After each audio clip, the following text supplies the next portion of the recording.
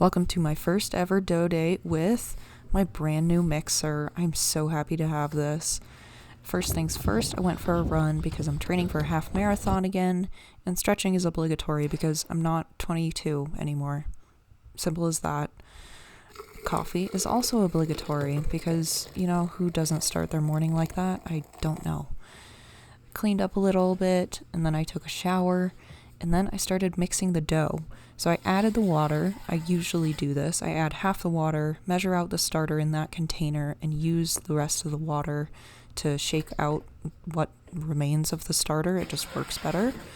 And I started by adding only half the flour because I think that's what you're supposed to do. I was kind of overwhelmed by how much flour this was, but it's a normal batch, I promise you. I measured it all out, struggling a little bit. And then I put down the cage and set it to mix. I was honestly watching this just mesmerized by how efficient it was and in awe that I was doing work and it wasn't my arms suffering for it. Later I added the salt, a couple spritzes of water like I would if hand mixing, set it to mix again on a quicker speed. While it was doing that, I washed out my dough boxes to put the dough in. Looking silky smooth here, amazing. And getting the dough out of the mixing bowl was trickier than I thought because this mixing bowl does not come off the machine.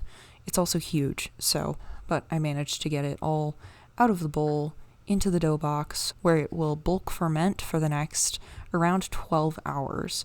And I did this twice, once with this batch, once with another batch because they won't both fit in at the same time. Put the lid on nice and secure and set it on my table. And then I measured out ingredients for the focaccia, which I'm going to mix that evening. Cleaned up a little bit, redesigned my board for markets a bit because I had to repaint it and I had to redo it. Also washed off my table in the garage so that I could use it for loading loaves in the oven the next day. Then I took a break and ate brie in the hammock because, what's the point of being self-employed if you can't choose your own schedule and choose to hammock in the middle of the day? I cut all the paper to wrap all of these breads the next day and ended the evening by proofing all of these loaves and putting them in the fridge. And that's all I did. It was so much less work. Cheers.